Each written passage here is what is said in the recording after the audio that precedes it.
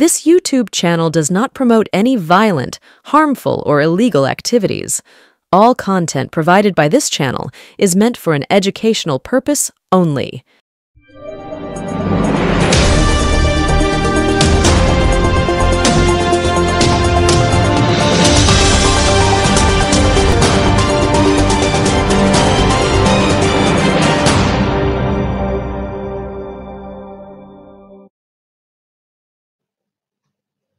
স্বাগতম, নমস্কার, আসসালামু আলাইকুম।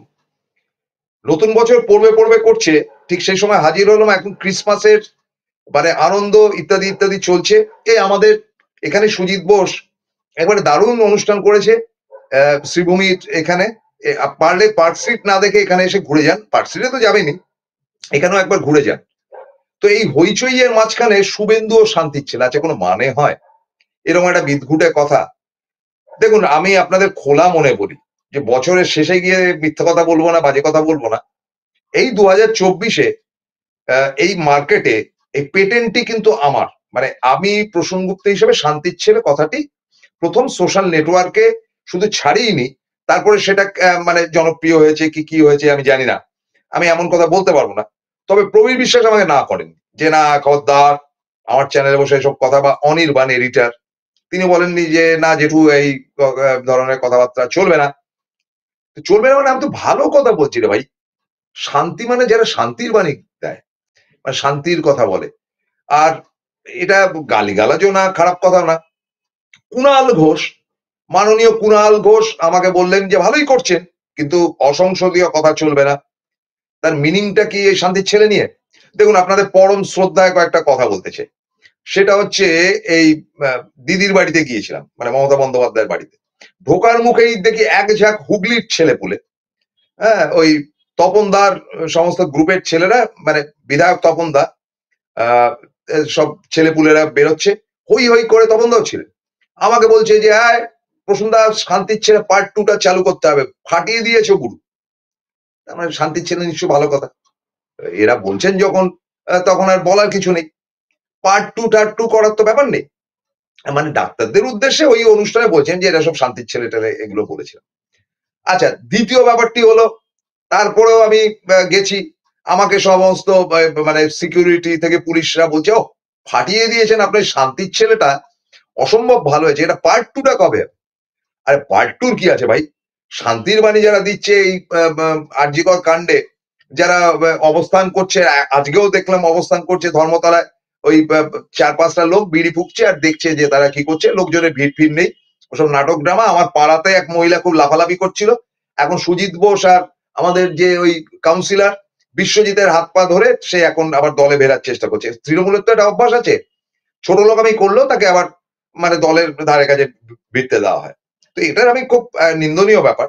তো তাকে আমি এই ধরনের খিস্তির মধ্যে আনছি না, কিন্তু এই প্রতিবাদের নামে যারা লম্পজম্প করেছে, দুর্গাপুজো বন্ধ করতে চেয়েছে, ঈদ বন্ধ করতে চেয়েছে, এবং ক্রিসমাস ইভ বন্ধ করতে চেয়েছে, ডেফিনেটলি তারা শান্তির জন্য চেয়েছে, ডেফিনেটলি তারা আরজিকরের কাণ্ডের জন্য বিচারপতি যাই বলুন না কেন, বা একজন ওই সঞ্জয় রায় দোষী হোক না কেন, আরো কিছু নাম বলতে হবে, পারলে তার মধ্যে মমতা বন্দ্যোপাধ্যায়ের নামটা বললে আরো ভালো হয় বলে তারা শান্তির ছেলেরা ফিল্ডে নেমেছে। এখন এই শান্তির ছেলে ডায়ালগটা হচ্ছে আমার পেটেন্ট, আমি এটার তো দিয়েছি, আগেও বললাম, পরেও বললাম। এইটা কেউ যদি নিয়ে খিস্তি কেউ করতে চান, বা ভালো কথা বলতে চান, ভালোবাসার কথা বলতে চান, তাহলে আমাকে দয়া করে আমার কাছে পারমিশন নিতে হবে।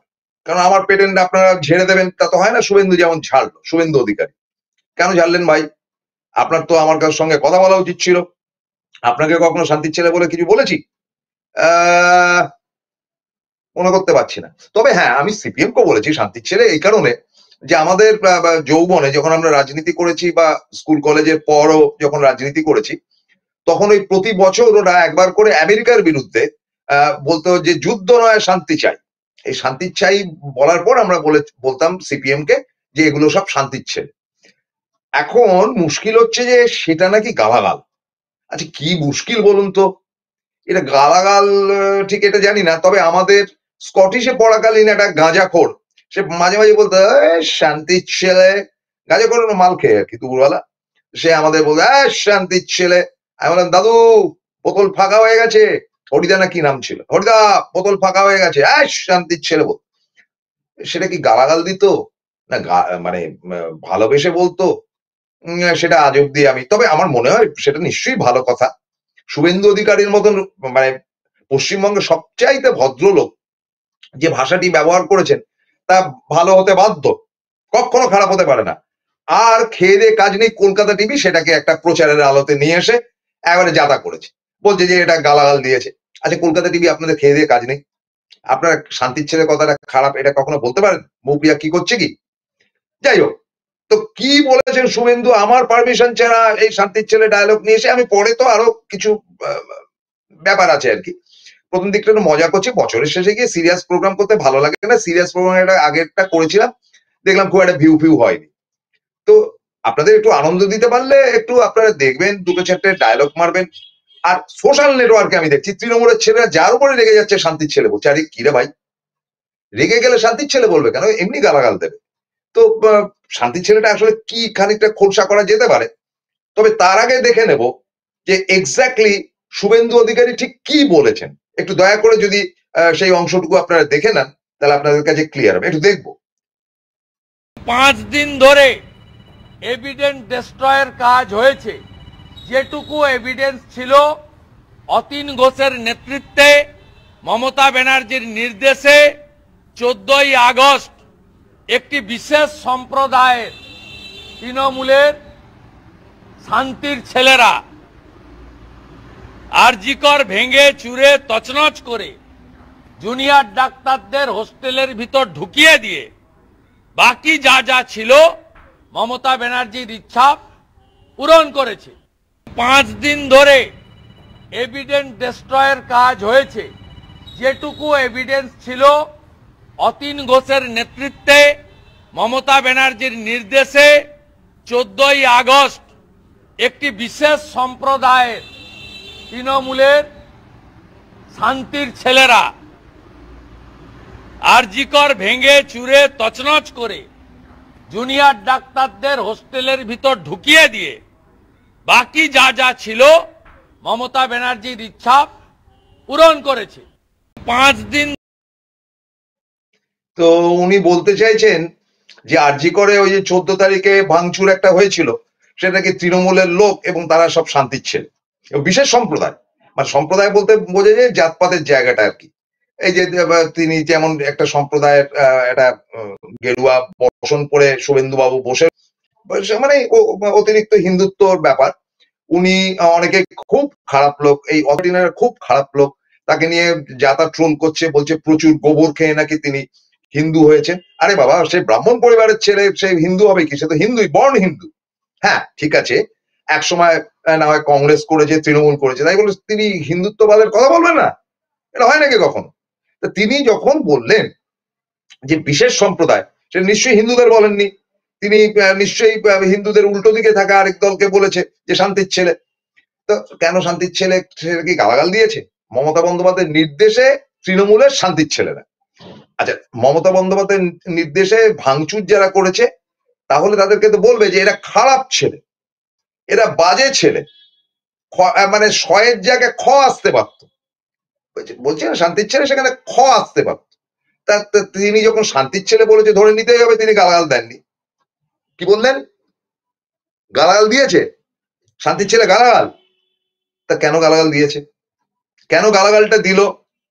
শান্তির ছেলে যদি গালাগাল হয়ে থাকে তাহলে তিনি তো শান্তিকুঞ্জের, তার বাড়ির নাম শান্তিকুঞ্জ, এবং তার বাবা রেগে গেলে একসময় গালাগাল দিতেন। শিশিরদার খুব মানে বাজে কথা বলার অভ্যাস রয়েছে।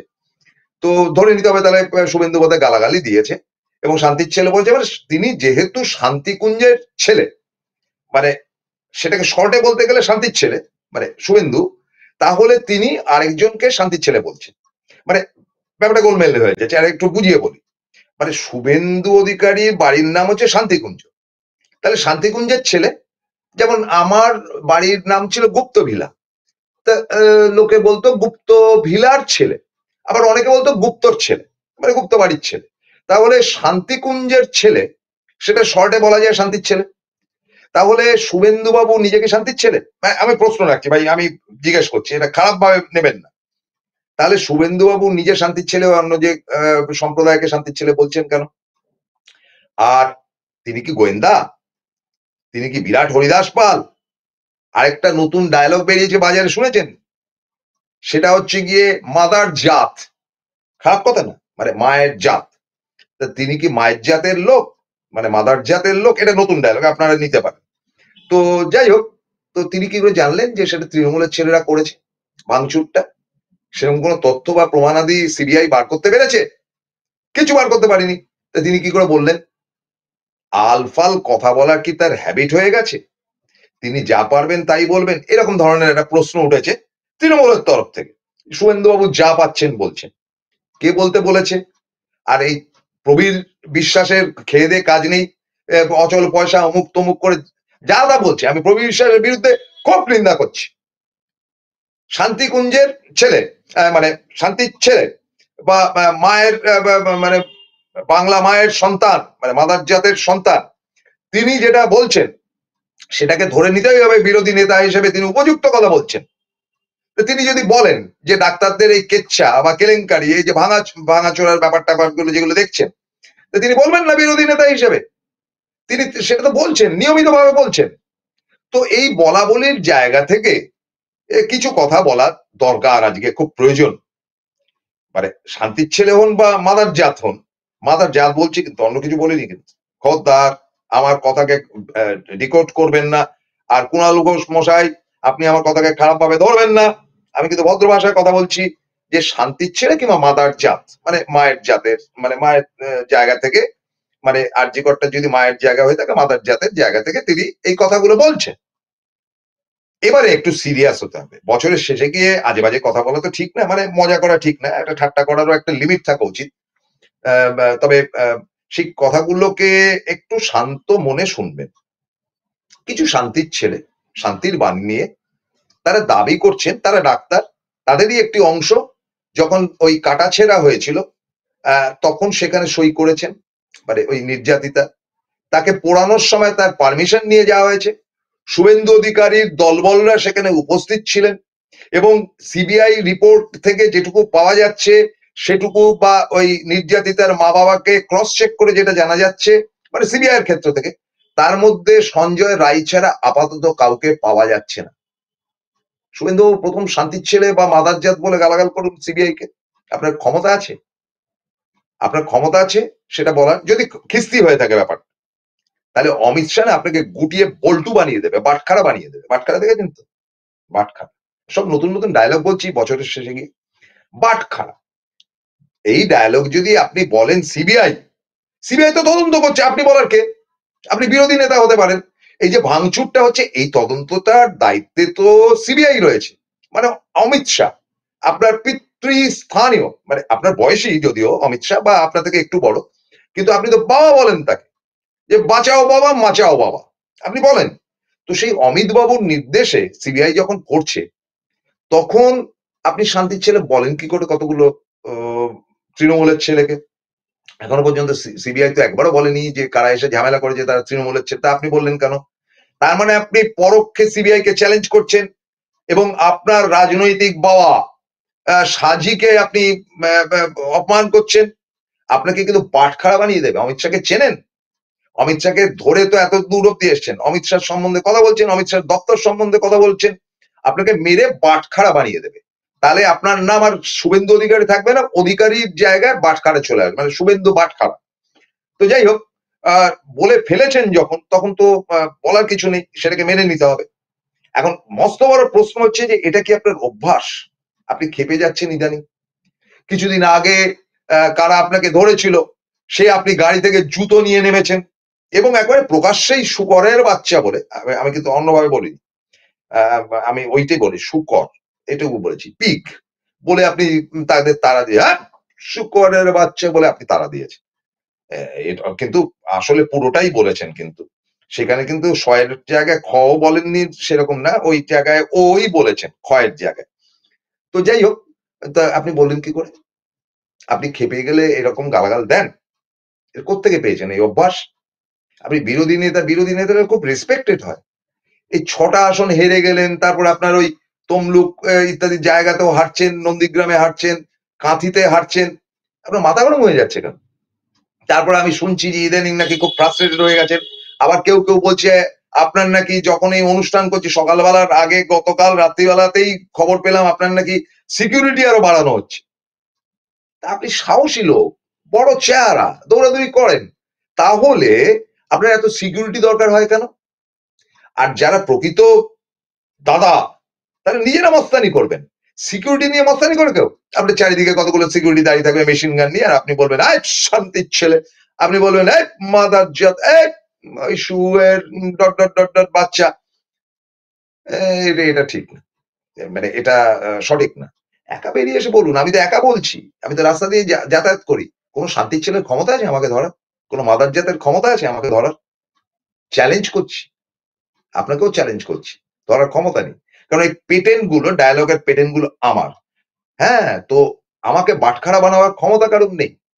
তো আপনি যে গালাগাল দিচ্ছেন সেটা আপনার শিক্ষাগত যোগ্যতা থেকে দিচ্ছেন। আপনার শিক্ষা কোথায়?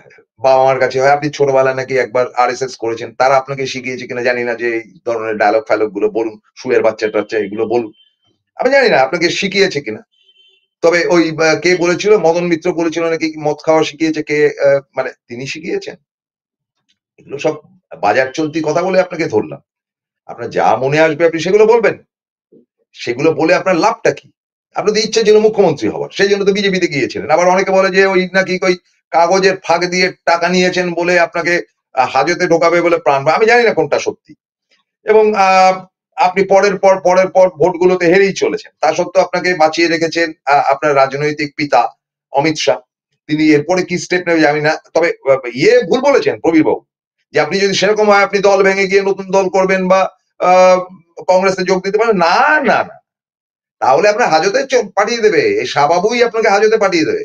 আপনার এগেনস্টে যে অ্যালিগেশনস আছে এবং আছে, আপনি বিজেপিতে চুপচাপ থাকুন। আপনি যত থাকবেন তত আপনার পক্ষে কল্যাণের, এবং আপনি চেষ্টা করুন ফার্দার যাতে আপনি জিতে আসতে পারেন। আরো কিছু তথ্য বলবো, কিন্তু তার আগে নিয়ে নিচ্ছি ছোট্ট একটা বিরতি। বিরতির পর ফিরে এসে হবে আরো কথা, যে শুভেন্দু ও শান্তির ছেলে শুনবো। Found Kolkata's first ever sweet shop serving so unique items like Dab Malai Curry, Motichur Truffle, Gajor Borfi, Dab Kalakand, and I had to try them. শুধু তাই নয়, শক্তিগড়ের ল্যাংচা, বর্ধমানের সীতাভোগ, মালদার পোস্তকদম, বহরমপুরের ছানা বড়া, এগুলো সবকিছু খেতে হলে আর এত দূরে যেতে হবে না। সুন্দরিনী ন্যাচারালস এ পেয়ে যাবে পশ্চিমবঙ্গের বিখ্যাত 10টা জেলার মিষ্টি all under the same roof. এদের বেস্ট সেলার্স কচি ডাবের শাঁস দিয়ে বানানো ডাব মালাইকারি আর কলা পাতায় মোড়া গুড়ের সন্দেশ পাতুরি আর আ মাস্ট ট্রাই।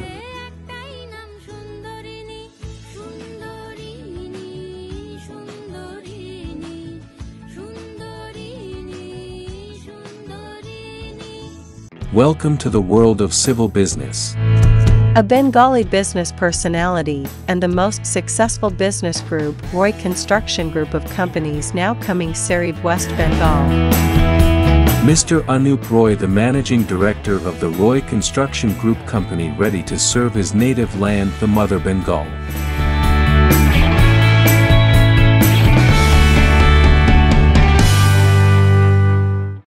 পাঁচ দিন ধরে এভিডেন্স ডেস্ট্রয়ের কাজ হয়েছে। যেটুকু এভিডেন্স ছিল অতীন ঘোষের নেতৃত্বে মমতা ব্যানার্জির নির্দেশে 14ই আগস্ট একটি বিশেষ সম্প্রদায়ের তৃণমূলের শান্তির ছেলেরা আরজিকর ভেঙে চুরে তছনছ করে জুনিয়র ডাক্তারদের হোস্টেলের ভিতর ঢুকিয়ে দিয়ে বাকি যা যা ছিল মমতা ব্যানার্জির ইচ্ছা পূরণ করেছে। 5 দিন ধরে। তো এবার কিছু সিরিয়াস কথা বলি। শুভেন্দু বাবু, মাননীয় শুভেন্দু অধিকারী, বিরোধী নেতা, হায়ার সিকিউরিটি পেয়েছেন। আপনাকে বলি যে দিল্লির কিছু খবর আমাদের কানে এসছে। সেটা হচ্ছে সম্প্রতি বনশালজি, যিনি হয়তো আগামী দিনে দলের প্রেসিডেন্ট হবার একটা সম্ভাবনা রয়েছে, অন্তত অমিত শাহ মোদির সেটা ইচ্ছে, কিন্তু আরএসএস এর খুব একটা ইচ্ছা থাকুক বা না থাকুক। এবং আরএসএস এর কাছে এখান থেকে একটা রিপোর্ট গেছে যে বিজেপি ডোবার কারণটা হচ্ছে শুভেন্দু অধিকারী, এবং যাচ্ছে তাই ভাষায় বনশাল কিন্তু এখানকার বিজেপিকে একবার তুলোধনা করেছে। যে তোমরা রাজনীতি করছো, একদল টিভিতে মুখ দেখাচ্ছ, একদল টেলিভিশনের সামনে বওয়াল করছো, বাতেলা মারছ, আর সুকান্ত মজুমদারের খেয়ে দিয়ে কোনো কাজ নেই, তিনি দিল্লিতে বসে রয়েছে, আর শুভেন্দু অধিকারী দলটাকে ডেস্ট্রয়েড করছে। এবং এমন সন্দেহ কিন্তু আরএসএস এর মধ্যে রয়েছে যে Suvendu Adhikari is not serious, তার বিরোধী নেতা থাকার যোগ্যতাই নেই। জবরদস্তি অমিত শাহ বা মোদির না, মোদির খুব ঘনিষ্ঠ হচ্ছে গিয়ে সুকান্ত মজুমদার, আমি ভেতরে খবর জানি, খুব ঘনিষ্ঠ হচ্ছে গিয়ে সুকান্ত মজুমদার, মানে মোদির ঘর অব্দি যাওয়ার তার অধিকার রয়েছে, শুভেন্দুর নেই। শুভেন্দু ওই অমিত শাহ অব্দি তার দৌ, তার বেশি কিছু নেই। মোটামুটি রিপোর্টিং যেটা হয়েছে যে শুভেন্দু অধিকারী দলটাকে ডোবাচ্ছেন, এবং তিনি চালাকি করে ওই মোহাম্মদ সেলিম, অদিত চৌধুরীর সঙ্গে একটা জোট পাকিয়ে তিনি ভাবছেন 2026-এ যদি বৈতরণী পার করা যায়, যে সিপিএম কে মানে মুসলিম এলাকাগুলোতে দাঁড় করাবে সিপিএম, বাকি জায়গাগুলোতে বিজেপি। কংগ্রেস অবশ্যই এই ব্যাপারে যাচ্ছে না, কারণ ইতিমধ্যেই বেণুগোপাল বলে দিয়েছেন যে অধীর চৌধুরী একটা ওয়ার্স্ট, এবং তার সঙ্গে আরো ওয়ার্স্ট হচ্ছে গিয়ে টোটাল সিপিএম। সেটা রাহুল গান্ধীকে বেণুগোপাল বলেছে যে মমতাকে চটিয়ে লাভ নেই, ওখানকার সিপিএম জঘন্য, টোটাল সিপিএমই জঘন্য। বেণুগোপাল এমনও বার্তা দিয়েছে যে এইভাবে যদি চলতে থাকে তাহলে কিন্তু দলের ক্ষতি হবে, কাজেই কংগ্রেসকে বাদ দিয়ে দিন। সিপিএম এবং বিজেপির জোট হচ্ছেই হচ্ছে। কারণ আজকেরই টাটকা খবর, আনন্দবাজার পোর্টালটা দেখে নেবেন, আজকে না গতকালের খবর ছিল, আজকে সকালবেলা আমি পড়লাম, সকালবেলা উঠেই পড়লাম যে সেখানে সিপিএম খুব দ্বিধান্বিত যে তারা কার সঙ্গে হাত মিলিয়ে আগামী নির্বাচনে 2026-এ তারা একই সাথে তৃণমূলের সঙ্গেও লড়াই করবেন, আবার বিজেপির সঙ্গে লড়াই করবেন, এটা হতে পারে না। ইতিমধ্যেই সেলিম, এই যে বমার্কা না কি একটা চ্যানেল রয়েছে যেখানে একটা আতুপাতু মার্কা একটা মেয়ে ইন্টারভিউ নেয়, সেলিমদা তাহলে তুমি কেন ইয়ে করছো না, বিজেপির সঙ্গে হাত মেলাচ্ছ না, ইত্যাদি ইত্যাদি নাকা নাকা কথাবার্তা বলেছেন। যাই হোক, কি তাদের তারপরে হয়েছে জানি না, তবে এই প্রশ্ন উঠে গেছে কিন্তু আলিমুদ্দিন স্ট্রিটে যে কি করা যেতে পারে। তাদের একমাত্র টার্গেট যে মমতাকে সরাতে গেলে বিজেপির সঙ্গে হাত মেলাতে হবে, এরকম ধরনের ভাষা একটা খবর চারিদিকে যাচ্ছে। আলিমুদ্দিনে সে খবর গেছে বা ভেতরে কি হয়েছে আমি জানি না, তবে সূত্র মারফত কিছু, কারণ সূত্র দিয়ে চালাকি গুলো তো এই বড় বড় চ্যানেলরা করে, আমারও সূত্র বলছে যেটা, যে এদের বিশেষ ইচ্ছে একটা অঘোষিত জোট হোক বিজেপির সঙ্গে, যে করেই হোক এই তৃণমূলকে সরানো। সুতরাং সেই জোট হলে জোটের মুখ হিসাবে মানে দুটো দলের মধ্যে কথাবার্তা বলে, সেক্ষেত্রে অধীর চৌধুরী হয়তো দল ভেঙে দল থেকে বেরিয়ে এসে তিনি বিজেপিতে জয়েন করতে পারেন বা নতুন দল করতে পারেন বলে একটা কথা ভাসছে, যেটা প্রবীর বিশ্বাস গতকাল যেই প্রোগ্রামটা করেছে না, গত পরশুদিন, I just forgot the matter. তো যাই হোক, এইরকম সিচুয়েশনে আরএসএস এর বার্তাটা এবার শুনুন। এগুলো তো সিপিএম এর বার্তা শুনলেন, শুভেন্দুর বার্তা শুনলেন, আরএসএস বেমাক্কা খেপে রয়েছে শুভেন্দু অধিকারীর উপর। আরএসএস সম্প্রতি বলেছে যেরকম বাড়াবাড়ি হচ্ছে হিন্দুবাদ নিয়ে, যে হিন্দুত্বের জায়গাটা আমরা তৈরি করছি, যে মসজিদ ভেঙে সারা ভারতবর্ষে যে কোথায় কোথায় শিবলিঙ্গ রয়েছে, এগুলো করা চলবে না, এটা আরএসএস এর বক্তব্য।